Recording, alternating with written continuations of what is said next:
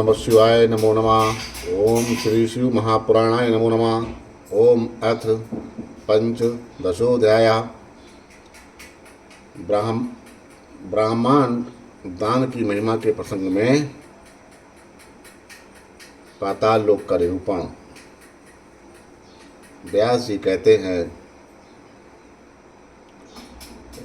ऐनेकेन ही दत्तेन सर्वेषां प्राप्ते फलम दानानां तन्मख्या ही मूषाणाम हितार्थता। हे संत कुमार जी, जिस एक ही दान के करने से सभी दानों का फल मिल जाता है, मनुष्य के हित के लिए उस दान को आप मुझसे बताइए। तब सनत कुमार कहते हैं, शृणु काले प्रदत्तादे फलम विन्दति मानवा एकस्मादपि सर्वेषां दानानां तद्दामते। समय पर जिस एक ही दान के करने से मनुष्य सभी दानों का फल प्राप्त कर लेता है, उसे मैं आपसे कहता हूँ, आप सुनिए। दानानाम् उत्तमं दानं ब्रह्माणं खलु मानवै दातव्यम मुक्तिकामेस्तु संसारोत्तराणाय वै।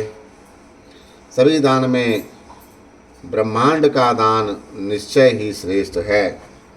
मुक्ति की कामना करने वाले मनुष्यों को संसार से पार होने के लिए यह दान अवश्य करना चाहिए।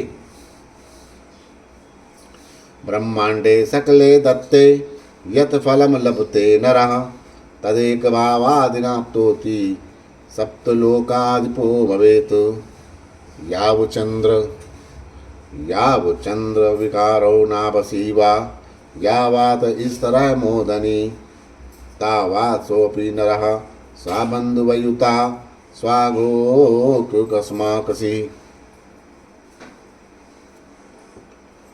सर्वेशवे मनोनुगेषु कपि ब्रह्मांडतः क्रीडते पश्चादपि पदम सुदुर्लभतरम दैवेद मुदे माधवम।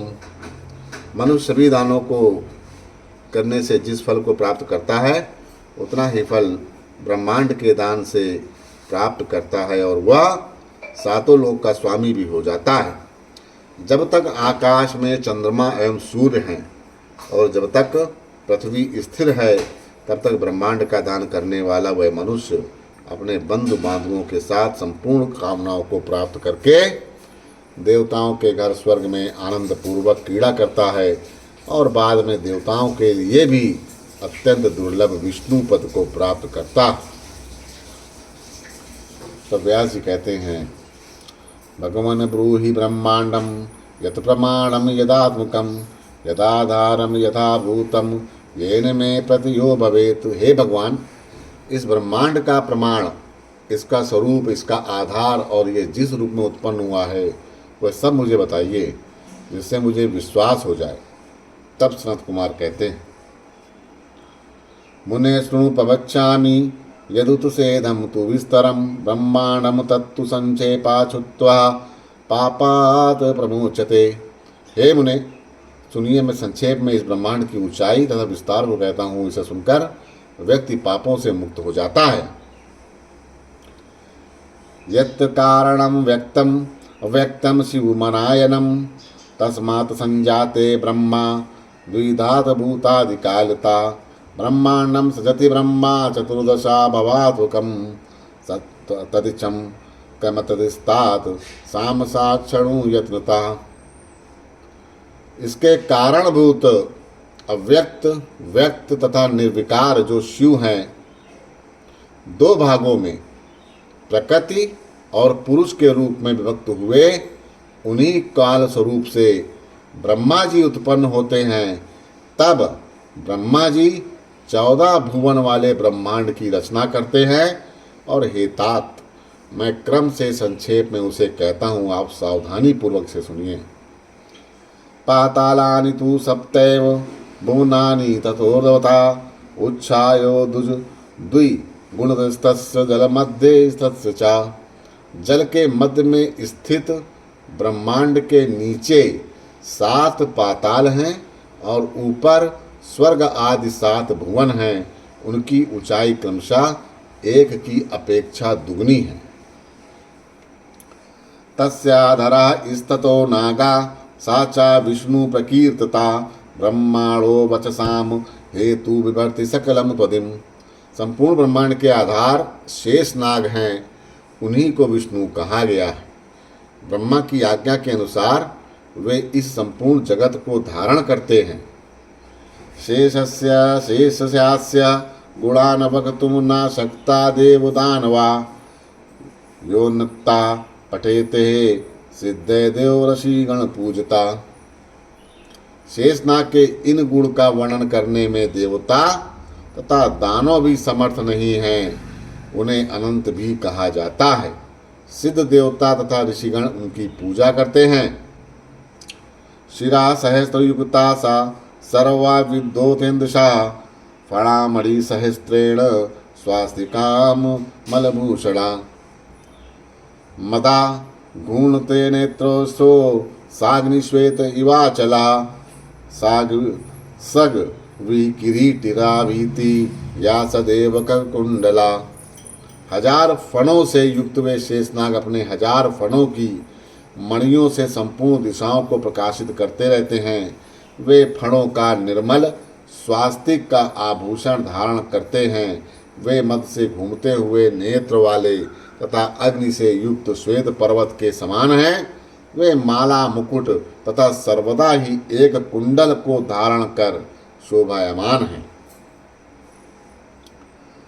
सा भ्रगंड प्रवाहेन श्वेत शैलोपशोभिता नीलवासा मधुरोक्ता कैलासा त्रिपावापरा लांगलासक्त हस्ताग्रो बिभर्णतलमुत्तमं यो चरते नागकन्या भी स्वर्णवर्णाभिरादत।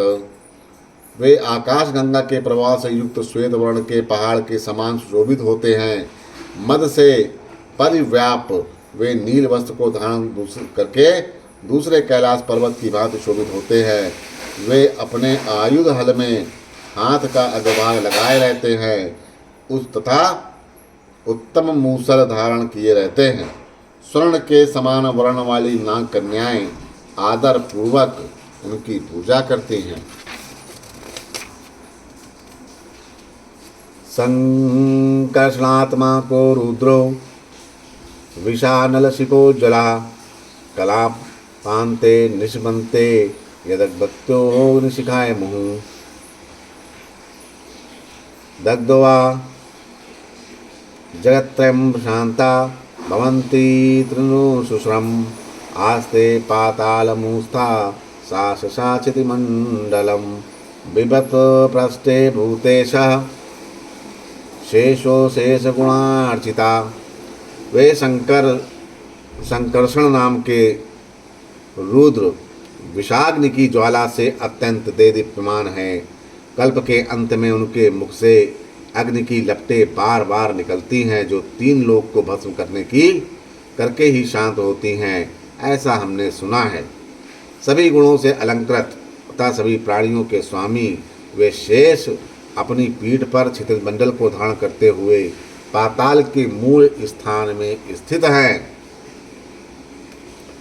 तस्य वीर प्रभावश्च संकार क्षेत्र दशेरपि नाहि वर्णयितुं शक्या स्वरूपं ज्ञातुमेव वा।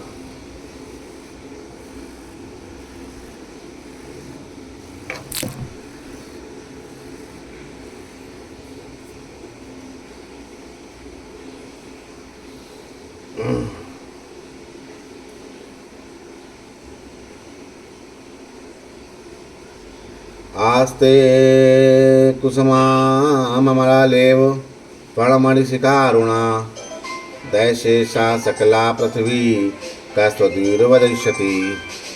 देवगण इच्छा करते हुए भी उनके पराक्रम के प्रभाव का वर्णन करने में तथा उनके स्वरूप को जानने में समर्थ नहीं हैं।